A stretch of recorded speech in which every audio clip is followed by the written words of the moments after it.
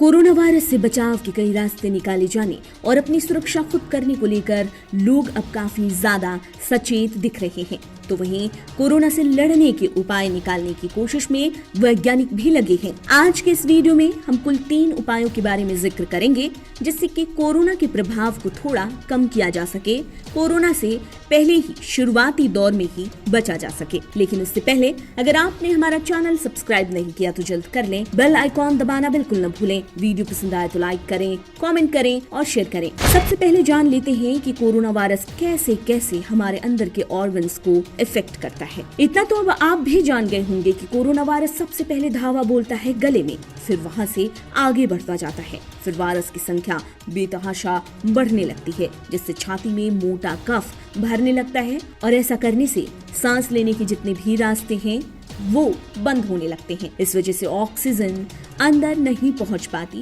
फिर बाकी की दिक्कतें शुरू होने लगती हैं। ये मोटा कफ 3 दिनों तक गले में रहता है और इसके फेफड़ों में पहुंचने से परेशानियां शुरू होने लगती हैं। बाद में शरीर के अंगों यानी कि फेफड़ों पर और बाकी के ऑर्गन्स पर अटैक करता है ये कोरोना का कण।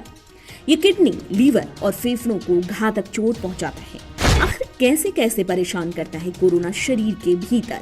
जैसे ही वायरस के ये कण अपनी संख्या बढ़ाने लगते हैं तो वो बाहर निकलते हैं और वो गले के पास के सेल को इन्फेक्ट करते हैं, जिससे गले में खराश और सूखी खांसी जैसी दिक्कतें शुरू होने लगती हैं। गले में ये कण ब्रोंकियल ट्यूब मतलब कि सांस के नलियों को धीमा करने में जुट जाते हैं। फेफड़ों की थैली को डैमेज करता है वायरस। जब वायरस फेफड़ों में पहुंचता है तो उनके श्लेष्म झिल्ली में सूजन हो जाती है। इससे एल्वियोली या फेफड़ों की थैली डैमेज होने लगती है। फेफड़ों में भरने लगता है पानी और मवाद। ये कैसे होता है घातक?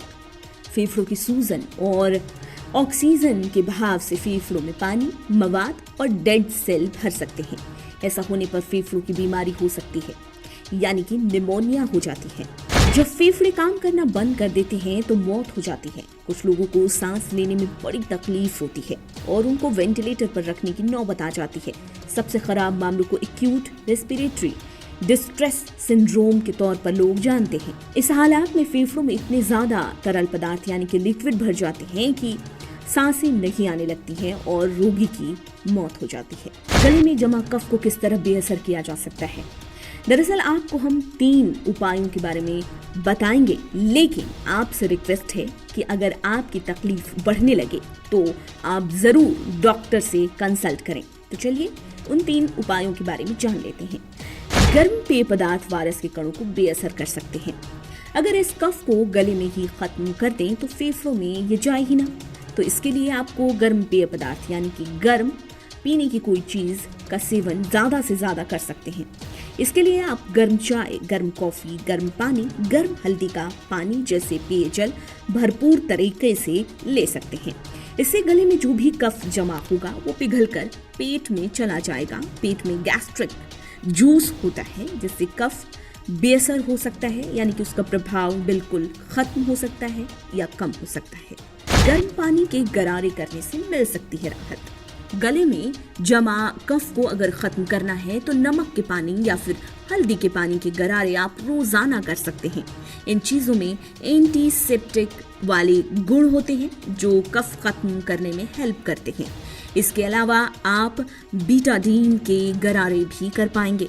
इम्यूनिटी सिस्टम को मजबूत करने पर ध्यान देना बेहद जरूरी। कोरोना से बचने के लिए जरूरी है कि इम्यूनिटी सिस्टम को मजबूत करने पर ज्यादा से ज्यादा ध्यान दें, शरीर को मजबूत बनाएं। अब तक देखा होगा आपने कि वायरस ऐसे लोगों को ही अपनी जद में ज्यादा से ज्यादा ले रहा है जिनका इम्यूनिटी सिस्टम बेहद कमजोर है, यानी कि ऐसे लोग जो बार बार किसी न किसी तरह से बीमार पड़ते रहते हैं।